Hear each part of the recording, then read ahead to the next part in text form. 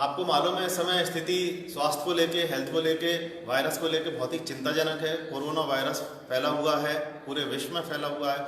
हालांकि हिंदुस्तान में उतना ज़्यादा नहीं फैला हुआ है, फिर भी सरकार ने एहतियात बरतते हुए आपकी क्लासेस बैन की हैं और उनका आशय खाली है कि लार्ज गैदरिंग्स में ये डिसीज ज़्यादा फैल सकता है।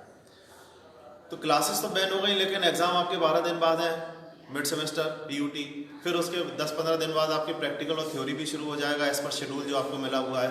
एग्जाम्स पोस्टपोन नहीं हो रहे हैं। अब ऐसे में आप घर बैठ के पढ़ेंगे तो हो सकता है जो बहुत अच्छे स्टूडेंट हैं वो बैठ के पढ़ लेंगे, लेकिन कुछ ऐसे स्टूडेंट हैं जो थोड़ा सा बात के लिए कोने कोने सरकता जाता है कि लास्ट में पढ़ेंगे, और लास्ट में पढ़ते समय पता पड़ा कि कोई टॉपिक जो है समझ में नहीं आ रहा है। तो इसलिए हमने ये आपके लिए ऑनलाइन क्लासेस शुरू की हुई हैं।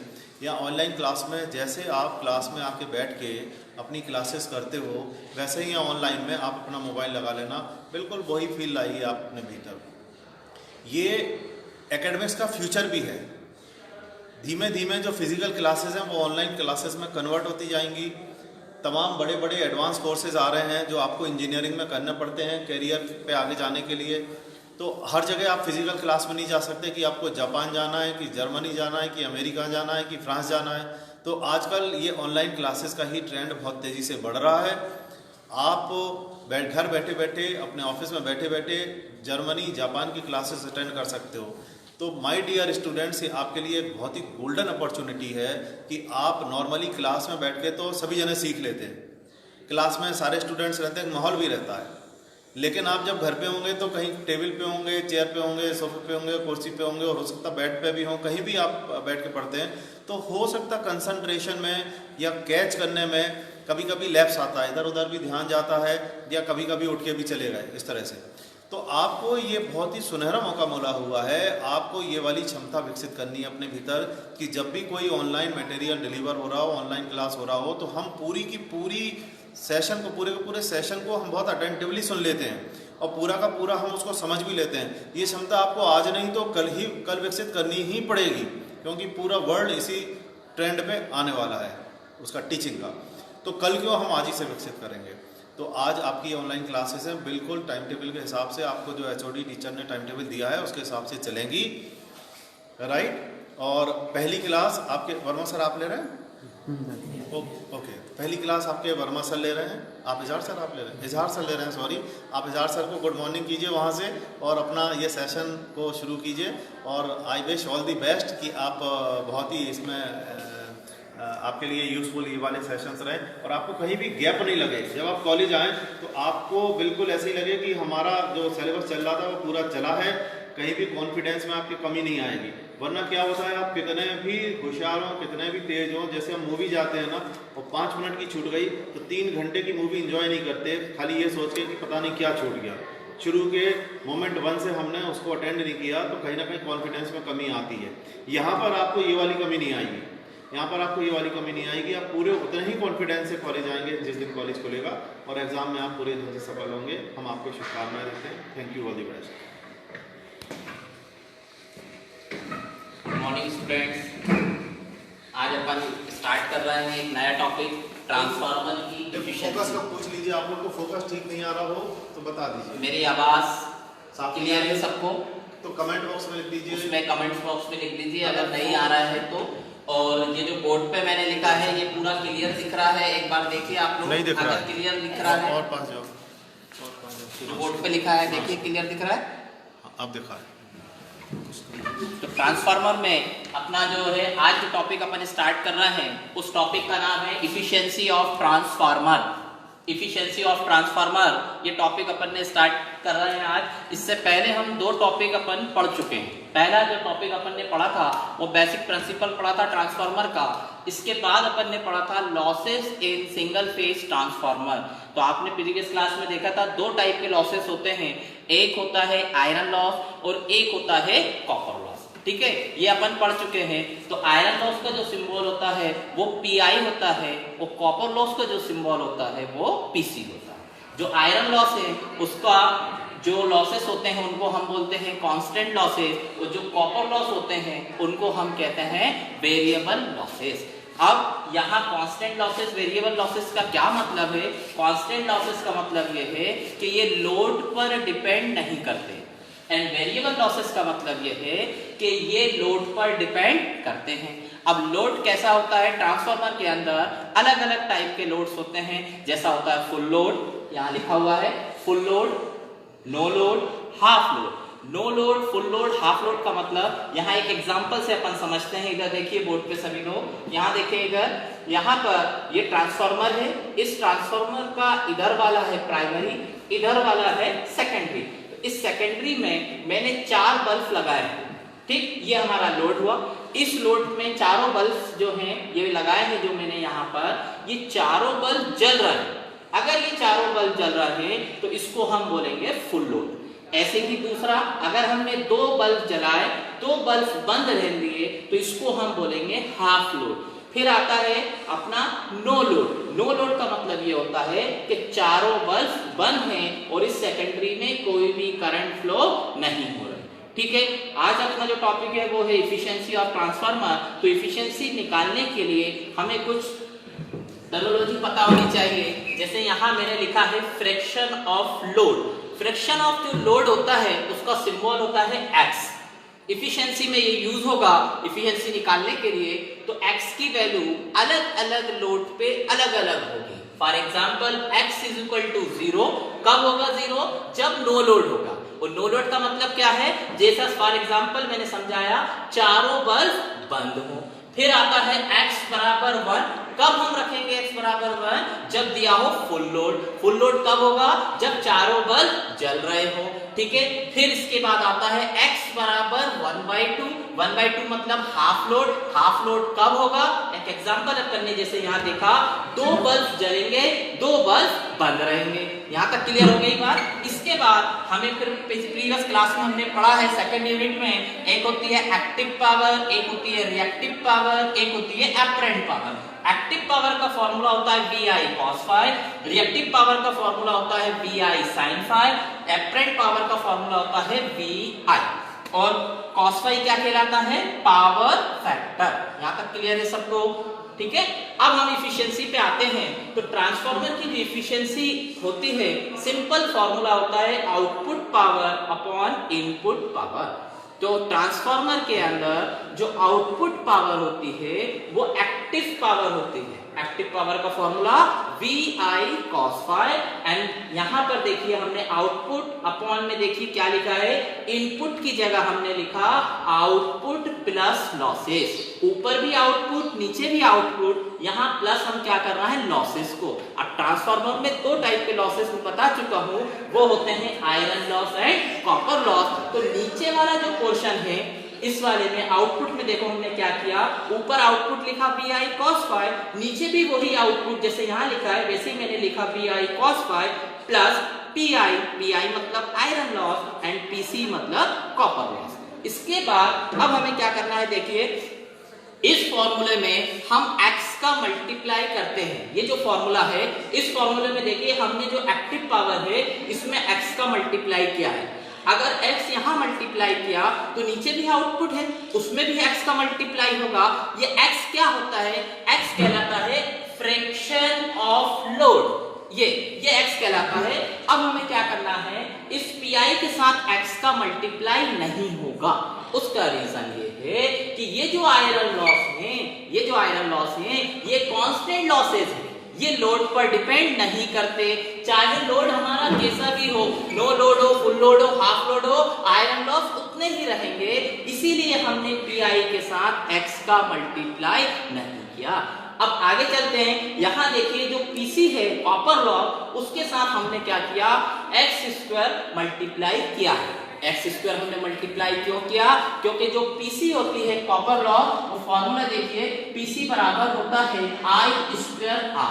जो हीट लॉसेस का फॉर्मूला होता है वही कॉपर लॉस का फॉर्मूला होता है। तो यहाँ देखिए जो करंट है, इस करंट का यहाँ क्या है, स्क्वायर। इस स्क्वायर की वजह से यहाँ पर क्या है, x का स्क्वायर है। ठीक है, तो हमें जब इफिशिएंसी निकालने को आती है ट्रांसफार्मर में, तो ये वाला फॉर्मूला मोस्ट इंपॉर्टेंट, ये याद रखना है। तो फॉर्मूला याद हो गया होगा, X V I cos phi upon X V I cos phi plus P I plus X square P C.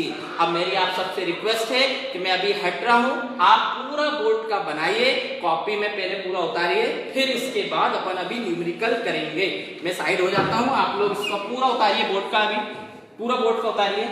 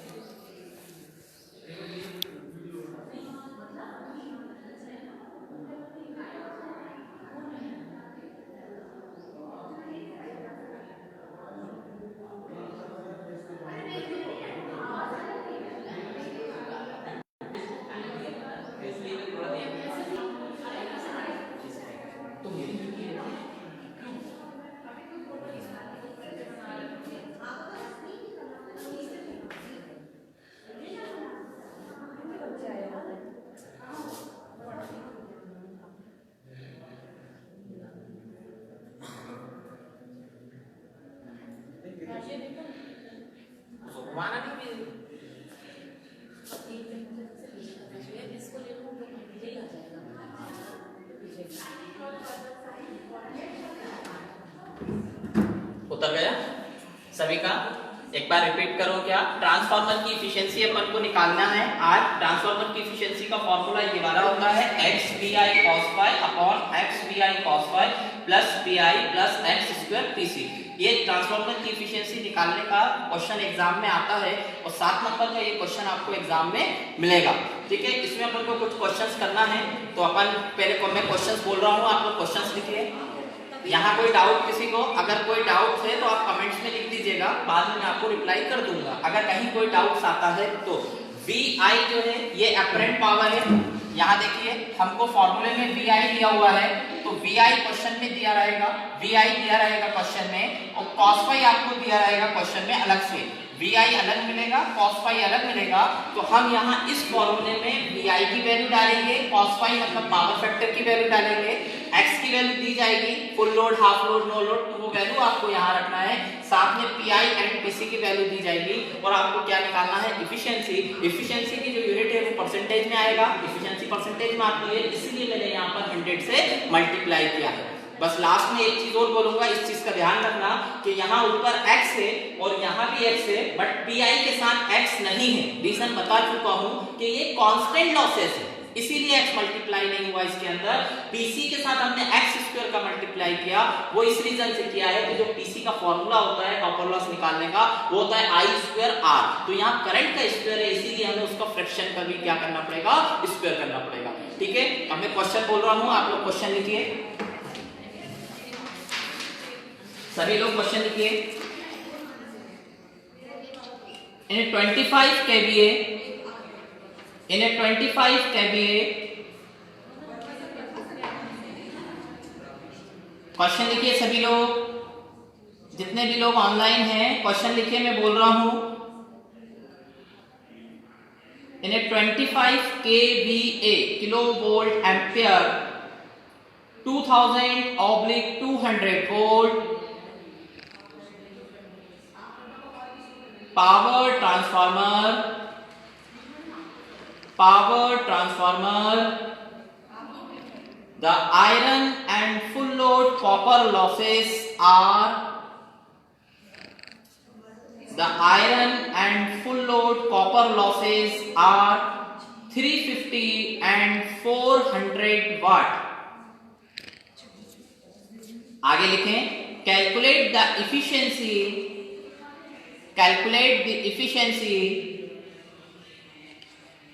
at unity power factor।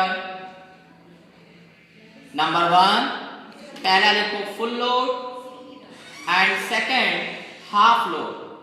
जब अपन फुल लोड करना है तो x की वैल्यू होगी यहां पर 1 एंड हाफ लोड पे एफिशिएंसी निकालना है तो हम उसको बोलेंगे x इज इक्वल टू 0.5 या 1/2, मतलब x की वैल्यू। अब अपन इसको सॉल्व करते हैं, क्या क्या गिवन है पहले हमें वो देखना है। अब आ जाइए, देखिए फोटो।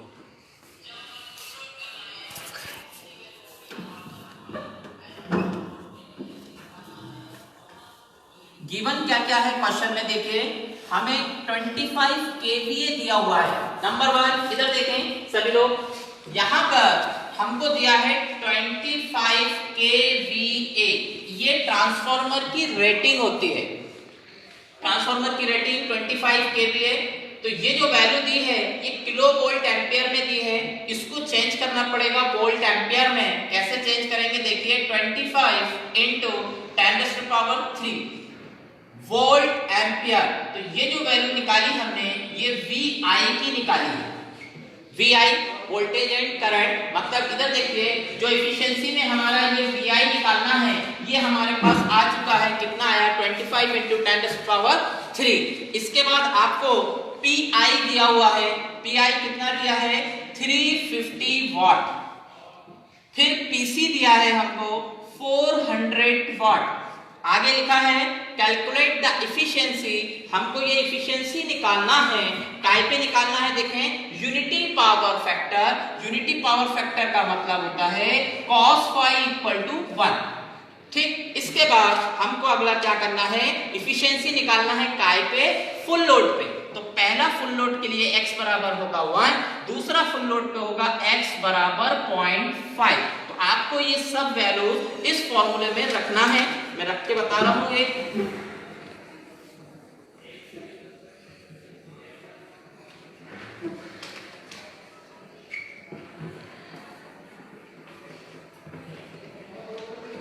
इफिशियंसी का formula x VI cos phi plus x VI cos phi plus PI plus x square PC, x square into PC into 100। अब हमें सब वैल्यूज देखो यहाँ गिवन है, क्वेश्चन में दिया हुआ था 25 kVA जो VI की वैल्यू है, जो एपरेंट पावर थी हमारी। तो x की जगह पहले हम निकालेंगे फुल लोड पे, तो x की जगह 1 मल्टीप्लाई में VI की वैल्यू देखो यहाँ कितनी दी हुई है 25 इंटू 10⁻³ 10⁻³ क्यों किया, क्लियर है सबको, क्योंकि ये kVA में दिया है, इसको वोल्ट एम्पियर में हमें चेंज करना पड़ेगा। तो यहाँ लिखेंगे हम 25 इंटू 10⁻³। फिर cos phi हमको दिया है, cos phi क्या कहलाता है, पावर फैक्टर। पावर फैक्टर कितना है 1, आगे 1 into 25 into 10⁻³ plus PI, PI की वैल्यू कितनी दी हुई है 350, PC की वैल्यू कितनी दी है 400 इंटू कितना करेंगे 100। जब आप इसको सॉल्व करोगे तो जो आंसर आपके पास आएगा वो आएगा 97.08%। कैलकुलेट करिए आप ही सभी लोग, इतना आ रहा है कि नहीं आ रहा, मैं 2 मिनट का टाइम दे रहा हूं आप लोग को, कैलकुलेट करिए। कैलकुलेट कैसे करना है देखो मैं बता रहा हूं, ऊपर वाला कैलकुलेटर पे डायरेक्ट सभी वैल्यूज पुट करना, फिर डिवाइड का निशान लगाना, ब्रैकेट स्टार्ट करके पूरी वैल्यू ब्रैकेट में लिख के इक्वल टू दबा देना, जो आंसर आए उसमें 100 से मल्टीप्लाई कर देना।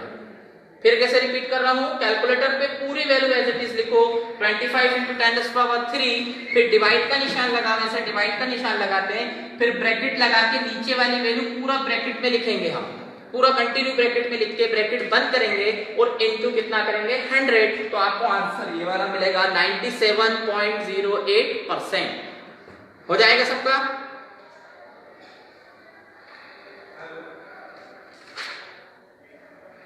एक क्वेश्चन और लिखिए, इसको उतार लें।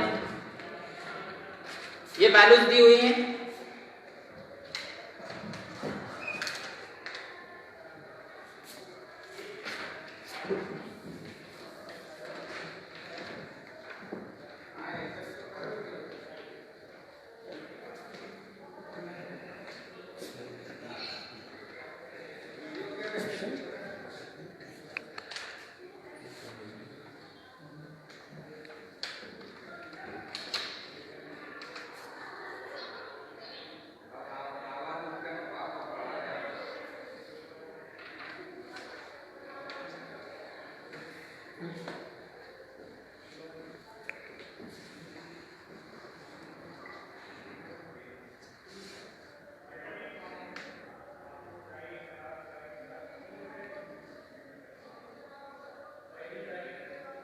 चलिए अगला क्वेश्चन लिखिए।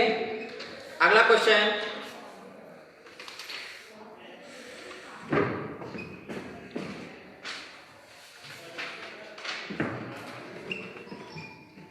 अगला क्वेश्चन यहां पर ये अभी अपन ने जो निकाला ये फुल लोड पे निकाला है। अब इसे ही अपन को हाफ लोड पे निकालना है। तो जब आप ये क्वेश्चन को हाफ लोड पे निकालना है एफिशिएंसी, तो उसको निकालने के लिए क्या करेंगे, यहाँ ये जो x लिखा है इस x की जगह 0.5 रखेंगे, यहाँ 0.5 रखेंगे, और ये जो x स्क्वायर हमने किया है यहाँ x की जगह हो जाएगा 0.5 का स्क्वायर। ध्यान रखना यहाँ x का स्क्वायर करेंगे, उसके बाद फिर कैलकुलेशंस करेंगे, तो आंसर आएगा अपना 96.525%। ठीक है, एक क्वेश्चन और लिख लीजिए, फिर इसके बाद आपकी मैथ्स की क्लास लगेगी। ठीक है, क्वेश्चन लिखिए सभी लोग, केमिस्ट्री भी है। इसके बाद क्वेश्चन लिखिए 8220, क्वेश्चन लिखिए सभी लोग 8220 ऑब्लिक 400 वोल्ट। क्वेश्चन लिख लेंगे पहले 8220 oblique 400 volt 10 KVA 50 hertz single phase transformer has a full load copper losses of 120 watt। Repeat कर रहा हूं, a 220/400 volt 10 kVA 50 hertz single phase transformer has a full load copper losses of 120 watt। ये जो copper loss PC है ये आपको दिए हुए हैं 120 वाट। ये जो पीसी होता है ये आपको दिया है, गिवन है 120 वाट। आगे लिखिए, if it has an efficiency of 98%, efficiency question में गिवन है, efficiency of 98% at full load. Full load पे एफिशिएंसी आपको गिवन है वो है 98%। आगे लिखिए, एंड यूनिटी पावर फैक्टर। तो दो चीजें पता चली, फुल लोड का मतलब x की वैल्यू क्या रखना है 1, आगे लिखा है unity power factor. Unity power factor का मतलब होता है cos फाई की वैल्यू क्या रखना है 1 रखना है। ठीक है, आगे लिखिए, डिटरमाइन द आयरन लॉस। तो इस एफिशिएंसी वाले फॉर्मूले से हमें क्या निकालना है, पीआई की वैल्यू निकालना है। अच्छा, पीआई और पीसी जो है ये लॉसेस हैं, पावर का लॉस है, तो इनकी यूनिट जो होगी वो वाट में होगी। ठीक है, ध्यान रखना, यहां पर हमें आयरन लॉस जो निकालेंगे हम वो वाट में निकालेंगे। ठीक, इसके बाद आगे लिखिए, एक लाइन छोड़ के लिखेंगे। अब अगला उसी में दूसरा क्वेश्चन है, what would be the efficiency of the transformer, what would be the efficiency of the transformer at half load. हमें अगली एफिशिएंसी निकालना है कितने लोड के लिए, हाफ लोड के लिए। What would be the efficiency of the transformer at half load at 0.8 power factor lagging। मतलब उसमें अगला एक क्वेश्चन और दिया है कि आप अगली एफिशिएंसी निकालो, लेकिन उसमें जो x की वैल्यू होगी वो x की वैल्यू कितनी है 0.5, और जो cos फाई होगा पावर फैक्टर वो हम रखेंगे 0.8। पीआई आपको ऊपर मिल जाएगा, पीआई की जो वैल्यू आएगी वो लिख लीजिए आप लोग, जो पीआई कैलकुलेशन करके आप लोग निकालेंगे। पीआई निकालने की जो वैल्यू निकालने का तरीका बता दिया, आंसर आएगा 84.08 वाट। 84.0 पीआई बराबर होगा 84.08, ये पीआई की वैल्यू निकलेगी। एंड इसके बाद जो आप एफिशिएंसी निकालोगे उस एफिशिएंसी की वैल्यू आएगी 97.27%। जो एफिशिएंसी अपन निकालेंगे वो आएगी 97.27%। ठीक है, तो ये दोनों क्वेश्चन सॉल्व करके आप लोग व्हाट्सएप ग्रुप पे मुझे पिक्चर उसका लेके मुझे व्हाट्सएप कर देना पर्सनल पे। ठीक है, अगली जो क्लास होगी वो ट्रांसफार्मर में open circuit and short circuit test पे होगी। उस पे बेस्ड न्यूमेरिकल हर साल आते हैं और हर साल पूछे जाते हैं और 14 नंबर का वो न्यूमेरिकल्स आपको एग्जाम में मिलेगा। तो अगली जो आपकी क्लास होगी वो ओपन सर्किट शॉर्ट सर्किट के न्यूमेरिकल पे होगी। सभी लोग कोशिश करें बिल्कुल लाइव आने की और रेगुलर लाइव रहें। थैंक्स।